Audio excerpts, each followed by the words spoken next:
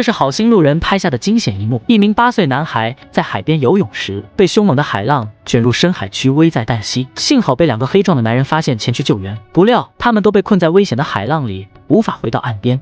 小男孩已经在深海区待了近半个小时了，体力消耗很大，再加上此时海面刮起了飓风，这要是一会儿3个人一起被海浪打翻在海里，那就彻底完了。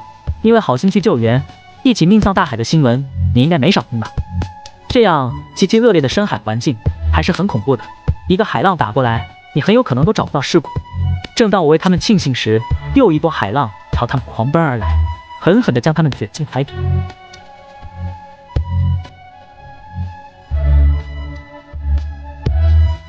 又一波海浪奔袭而来，同时也带来了另一名救援人员，希望他的加入可以顺利救援出小男孩。但同时我还是很担心被困在海面上的他们，海浪时不时的都会将他们拍进海底。大人都好说，小男孩的体力应该支撑不了太久了。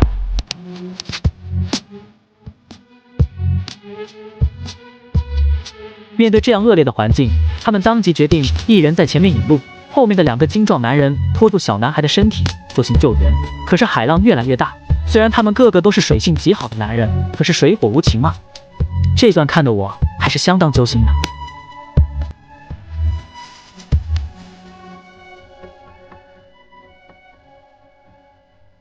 真是成也海浪败也海浪，一个大浪打过来，还是将他们送到了浅水区。不得不说，这一场揪心的救援最终是一个好的结果。要是4个人都被海浪吞噬，那得殃及好几个家庭啊。